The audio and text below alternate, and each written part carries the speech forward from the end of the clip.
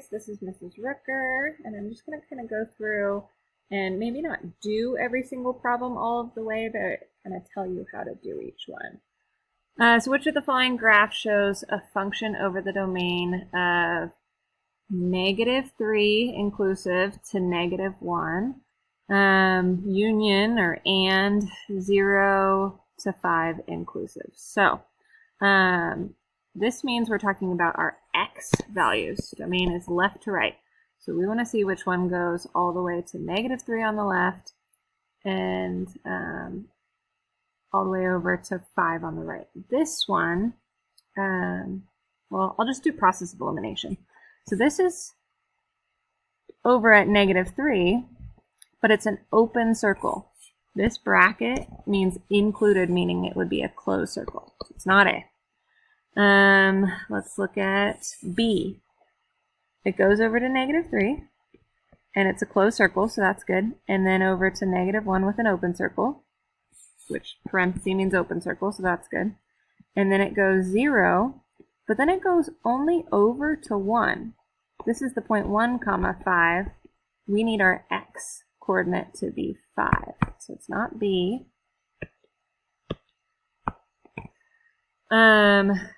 Same idea on C. This goes over to the point 1, 5. I don't care that the y value is 5. I need the x value to be 5. So it's got to be D. This is -3 with a closed circle. Goes over to 1 with an open circle. Then 0 with an open circle. And then it goes all the way over to 5 with a closed circle. So D is correct. All right, write a piecewise function for the graph below. I'm just going to do process of elimination on this. I usually start looking over here and kind of eliminate from there. So this first one says that it's going to go to the left of 0 with a closed circle. So little dotted line here. This does go to the left of 0 with a closed circle.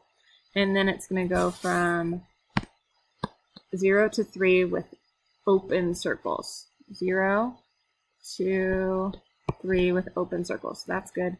And then it goes to the right of 3 with a closed circle. So far that looks pretty good. I'm going to compare that to all the others, and now I'm realizing I spoke too soon. That's not going to help me eliminate many of them. These two look the exact same. I think this looks the exact same as well. This one, however, is saying that I should go from 0 to 3 with closed circles. So at least I eliminated one of them there. So I know it's either A, B, or C.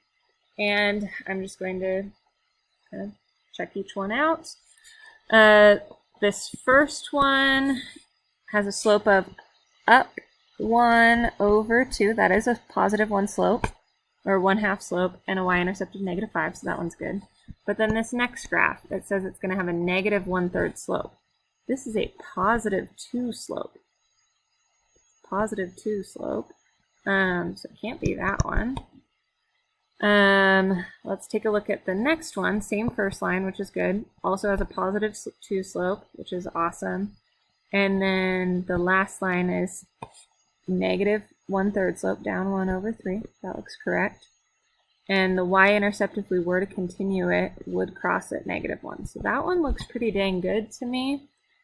Yeah, it can't be C because that says it's a positive 1/2 slope, where that's a -1/3 slope. So yep, B is our answer.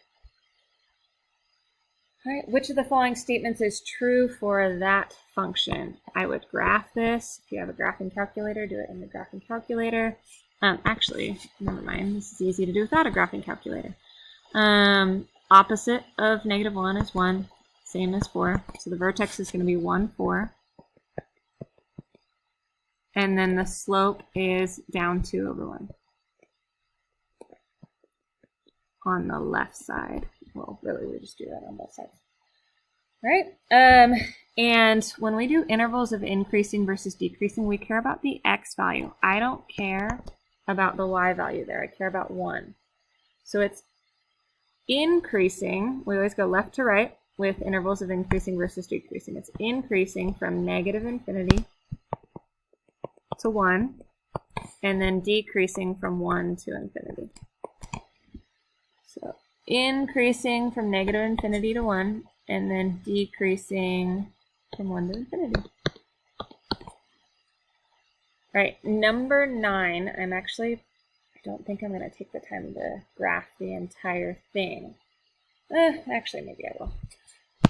What you're going to do on this one is you're going to treat each side like its own function. So it's going to be y equals this, y equals that, and the solution is where the two functions cross.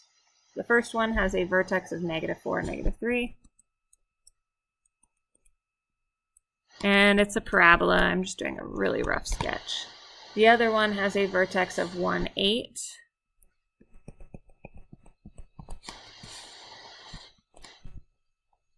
And it's an absolute value that's pointing downward.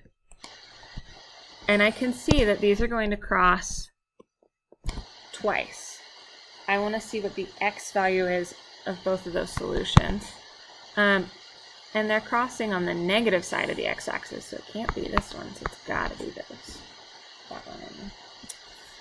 All right, compare the two functions represented below. Determine which of the following is true.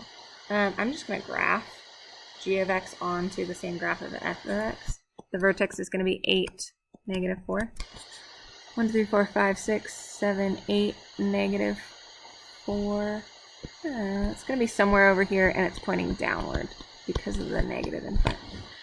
All right, clearly they don't have the same vertex. All right, so let's look at the next answer option. The minimum value of f of x, so that would be down here at -4, is the same as the maximum value of g of x. So the maximum's here.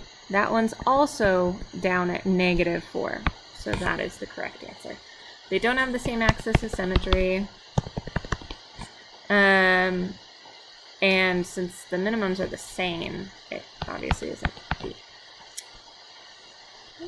Which of the following is a quadratic equation for the parabola with a vertex of -8, 2 that goes through the point -13, 12? I'm not going to do this entire thing, but I'll tell you how to do it. The vertex is -8, 2, which means it's got to be either A or C. It can't be B or D because in vertex form it's supposed to be opposite same.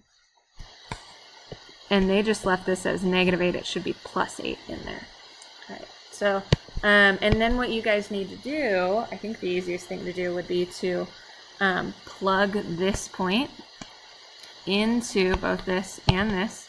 Plug that in for your x, plug that in for your y, and see which one works.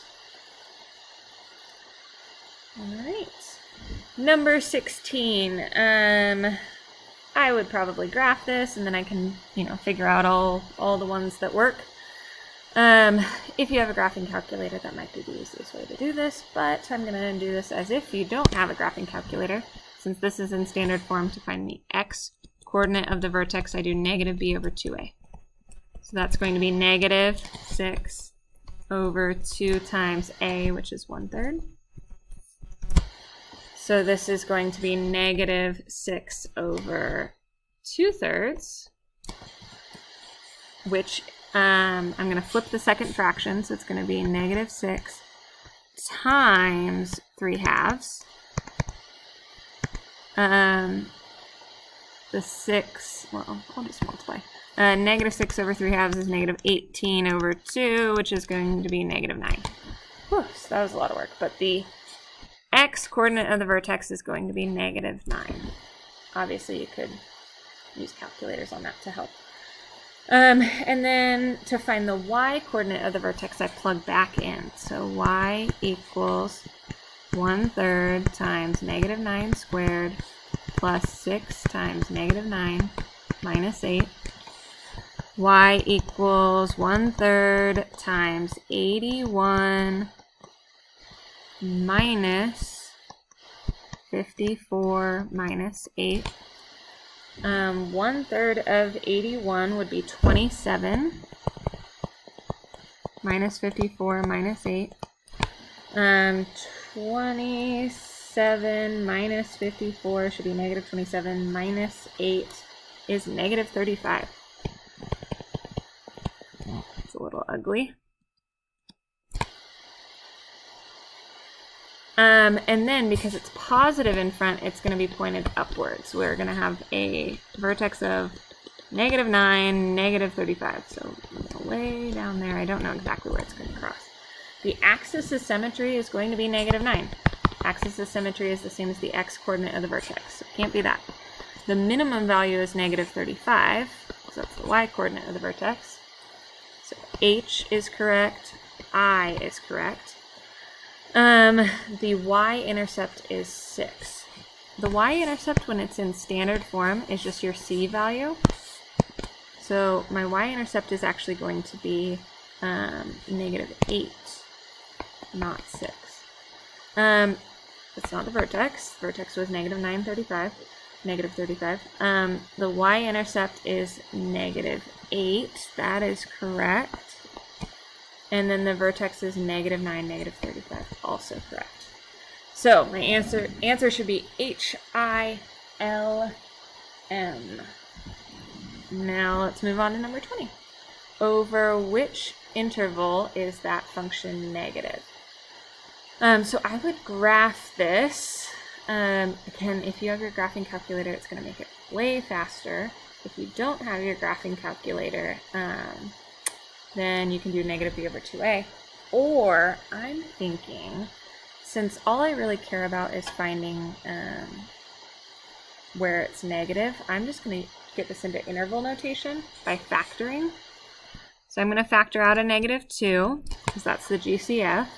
I'll be left with x squared plus x minus 20. And then I have to figure out what multiplies to negative 20 but adds to 1. That's going to be 5 and negative 4. So my factors will be x plus 5 and x minus 4, meaning my intercepts are going to be negative 5 and positive 4. 1, 2, 3, 4, 5. 1, 2, 3, 4. And then I don't really care what the vertex is, but I know that it's negative, so it's going to be opening downward. So my function is negative, meaning below the x-axis, here and here. So that's from negative infinity to negative 5, and then again from 4 to infinity. So my answer is A. All right, number 22, simplify.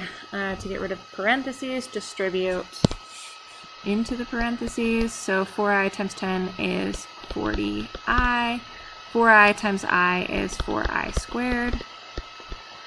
Negative 6 times 2 is negative 12. Negative 6 times negative 3i is positive 18i. Remember, I is the same, r squared is just the same as negative 1. So this is going to be 4 times negative 1, which is negative 4. And then just combine like terms. Negative 4 can combine with negative 12 to give us negative 16. And then 40i plus 18i is 58i. All right, next one, same idea. We're going to distribute into the parentheses. We'll get negative 12i. Oops, not negative. Positive 12i. And then negative 8i squared, which I squared is just going to be negative 1. Negative 8 times negative 1 is positive 8. So 8 plus 12i. Proper notation is to have the 8 first and the I second. The issue is we're not allowed to have I on the bottom. It's just like we're not allowed to have a radical on the bottom. So to get rid of that, we multiply top and bottom by its complex conjugate, which is just 3 minus 3i.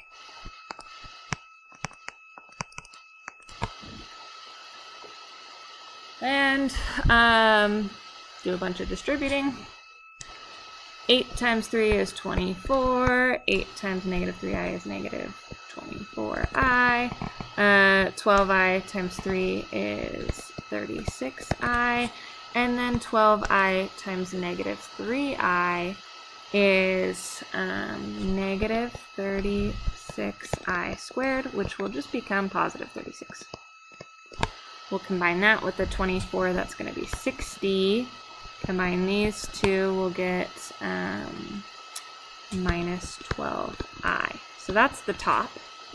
Now we'll do the bottom. I'll just do that over here. 3 times 3 is 9. 3 times 3i, negative 3i is negative 9i. 3 times positive 3i is positive 9i. And then 3i times negative 3i is negative 9i squared. What should always happen when you multiply by the conjugate is the middle terms will cancel. And then this term just becomes positive 9. 9 plus 9 is 18. Alright, so we're almost done. We just need to simplify. I'm going to split this into two separate fractions. This is going to be 60 over 18 minus 12i over 18, and then we can just reduce both. 60 divided by 18, let's see, 6 goes into both. Divide them both by 6, we're left with 10 over 3. So my answer that is going to work when I reduce is going to be D.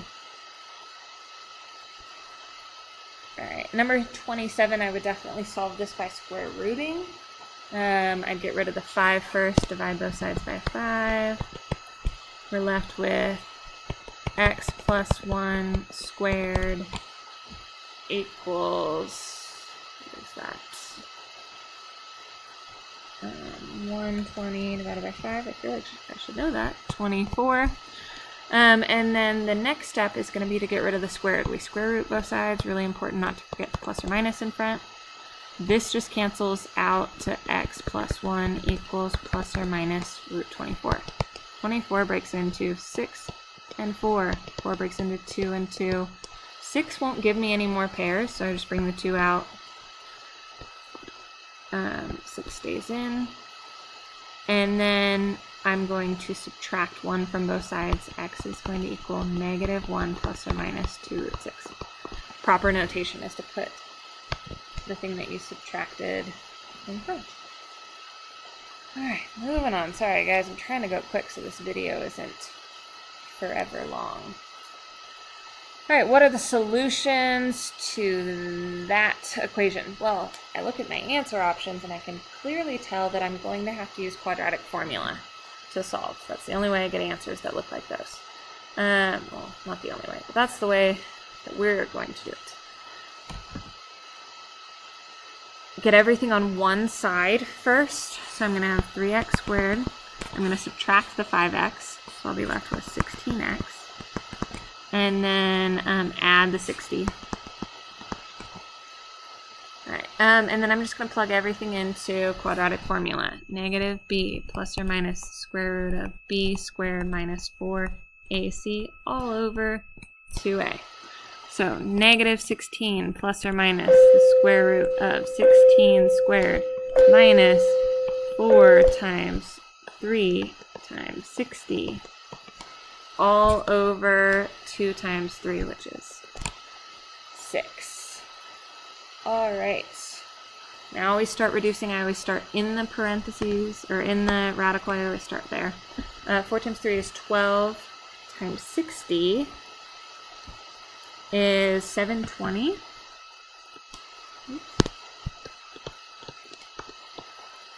And then 16 squared is just 256. So 256 minus 720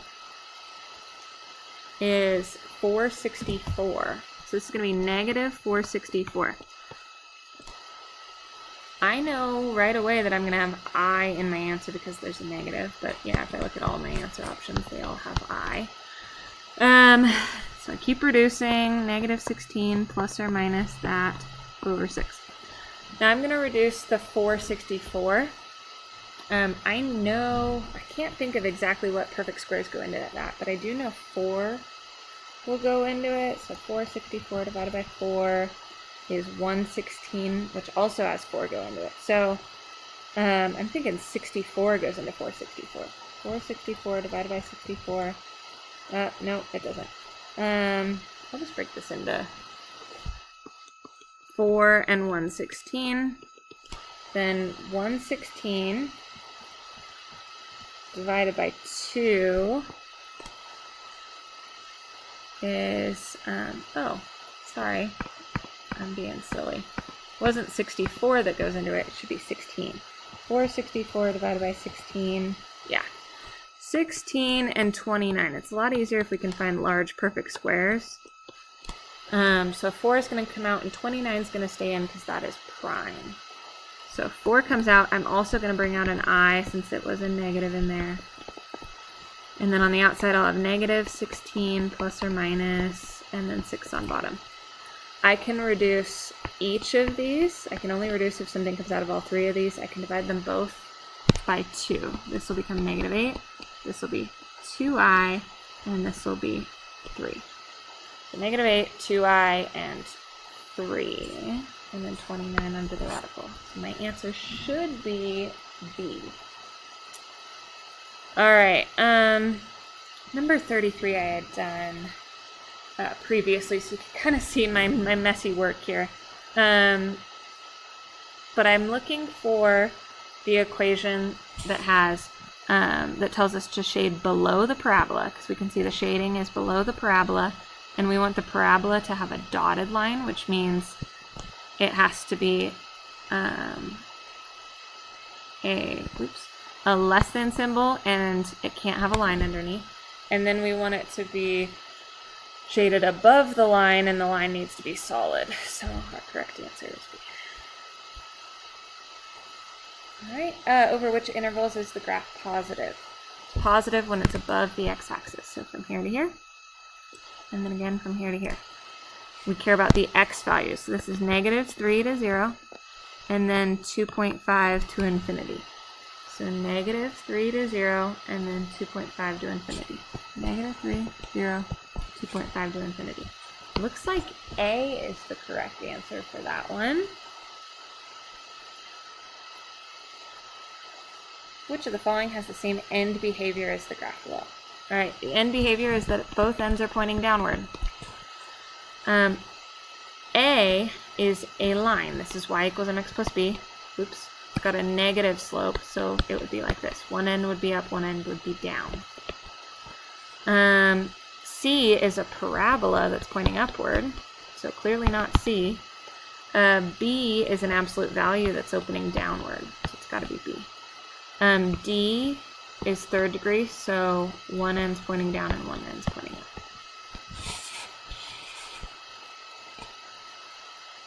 Alright, for number 41, you're going to use this formula, the difference of cubes. It's going to be a cubed minus b cubed equals a minus b times a squared plus ab plus b squared. So I am automatically going to eliminate b because it's got a negative here, and we need positives in the whole second parentheses. And I'm also erasing d for that same reason. I'm not erasing, but crossing out. So it's got to be either A or C. And I'm going to go with, well, I'm going to cross off A because we know that we're supposed to have A in this first one and then A squared in the second one. And they didn't square the 5, so it can't be that one. It's got to be C. Sorry, I'm just kind of trying to go quick so that this video isn't forever long. If you have more questions on these problems, please, please, please ask in the meetings. All right, find the quotient. We're going to do synthetic division. We need to write this in order by degree without skipping any. It appears that we don't have an x squared, so I'm going to have 0x squared minus 44x plus 8. So when I do the coefficients here, it's going to be 3, 0, negative 44, and 8. And then on the outside, we do whatever we would get if we set this equal to 0. So that's going to be positive 4. Bring the 3 down, multiply, we get 12. Add straight down, I get 12. multiply, I get 48.